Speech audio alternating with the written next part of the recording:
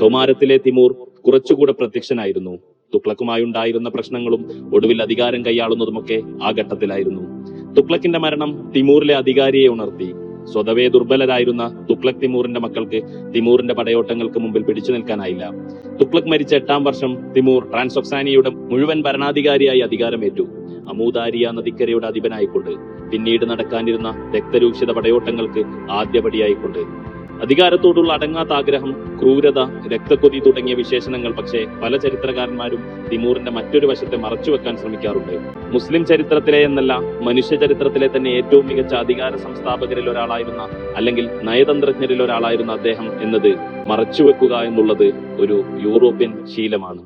തിമൂറിലെ അധികാരക്കൊതിയൻ തിമൂറിലെ വിവേകിയെ കീഴടക്കിയിരുന്നില്ല എന്ന് നമ്മൾ മനസ്സിലാക്കേണ്ടിയിരിക്കുന്നു. മധ്യേഷ്യയിലും ലെവന്റിലും മംലൂക്കുകളെ പരാജയപ്പെടുത്തിയ തിമൂർ തുർക്കിയിൽ ഓട്ടോമന്മാരുമായാണ് പോരാടിയത്.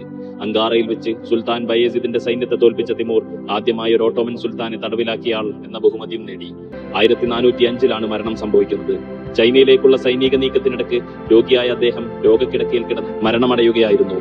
തന്റെ തലസ്ഥാന നഗരിയായ സമർക്കന്ദിൽ തന്നെയാണ് സംസ്കരിച്ചത്. 36 വർഷത്തെ പടയോട്ടത്തിൽ തിമൂർ നേടിയത് എന്തൊക്കെയാണെന്നത് വളരെ അത്ഭുതപ്പെടുത്തുന്ന ഒന്നാണ്. പടിഞ്ഞാറ് തുർക്കി, ഈജിപ്ത് തുടങ്ങി കിഴക്ക് ചൈന അതിർത്തി വരെ, തെക്ക് ഇന്ത്യ മുതൽ വടക്ക് റഷ്യൻ അതിർത്തി വരെ, അതിനുശേഷം ചരിത്രത്തിൽ ഇന്നേ വരെ മറ്റൊരു ഭരണാധികാരിക്കും ഏകീകരിച്ച് ഭരിക്കാനാവാത്ത ഭൂപ്രദേശമായിരുന്നു തിമൂർ കീഴടക്കിയത്. ഇനി സ്റ്റാലിനിലേക്ക് വരാം.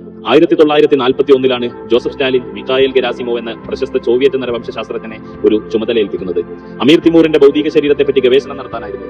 വിവരം സമർക്കന്ദിലെ പരിസര പ്രദേശങ്ങളിലെ ജനങ്ങൾ അറിഞ്ഞപ്പോഴേ പ്രശ്നം ആരംഭിച്ചു. തിമൂറിന്റെ കബറിടം തുറക്കുക എന്നത് അവർക്ക് ഭീതിതമായ ഒരു കാര്യമായിരുന്നു. എന്നാൽ സ്റ്റാലിനെ ഭയന്ന ആളുകൾ എതിർക്കാനും പോയില്ല. 1941 ജൂൺ 13 കബറിടം തുറന്ന് അകത്തുകയറിയ ഗെരാസിമോവ് അവിടെ ഒന്ന് ആലേഖനം ചെയ്തതായി കണ്ടു. ആരെങ്കിലും എന്റെ കബറിടം തുറന്നാൽ എന്നേക്കാൾ മോശപ്പെട്ട ഏകാധിപതിയാൽ അവർ ആക്രമിക്കപ്പെടും എന്നായിരുന്നു അത്. സ്വാഭാവികമായും മധ്യകാല അന്ധവിശ്വാസങ്ങളോടുള്ള പുച്ഛത്തോടെ അവർ അതിനെ അവഗണിച്ചു. അങ്ങനെ നൂറ്റാണ്ടുകൾക്ക് ശേഷം തൈമൂറിന്റെ ഭൗതിക ശരീരം മോസ്കോ നഗരത്തിലേക്ക് യാത്ര ചെയ്തു. 3-ാം നാൾ, അതായത് ജൂൺ 22, റഷ്യൻ ജനത ഉണരുന്നത് ഒരു ഉൾക്കിടലത്തോടെയാണ്. ജർമ്മൻ സർവാധിപതി അഡോൾഫ് ഹിറ്റ്ലർ റഷ്യക്കെതിരെ യുദ്ധം പ്രഖ്യാപിച്ചിരിക്കുന്നു. ലുഫ്താവഫെ വിമാനങ്ങൾ റഷ്യൻ ആകാശത്ത് നൃത്തമാടാൻ ആരംഭിച്ചിരിക്കുന്നു.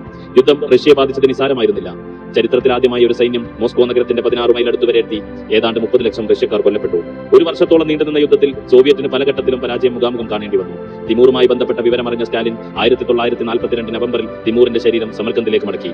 അവിടെ ഇസ്ലാമിക ആചാരപ്രകാരം കബറടക്കി. ഏതാനും ആഴ്ചകൾക്കുള്ളിൽ ഹിറ്റ്ലറിന്റെ സൈന്യം സ്റ്റാലിൻഗ്രാഡ് യുദ്ധത്തിൽ പരാജയം വധിച്ച് മടങ്ങുകയും ചെയ്തു. മേൽപ്പറഞ്ഞ സംഭവത്തിൽ തിമൂറിന്റെ കബറിടവുമായി ബന്ധപ്പെട്ട വിഷയത്തിൽ പലർക്കും അഭിപ്രായ വ്യത്യാസമുണ്ട്. എന്നാൽ പലരും സാക്ഷ്യപ്പെടുത്തിയ ഒന്നുണ്ട്: ജോസഫ് സ്റ്റാലിൻ എന്ന അധികായകന് അമീർ തിമൂറിന്റെ ശരീരത്തോട് പോലും ഭയമായിരുന്നു എന്ന്.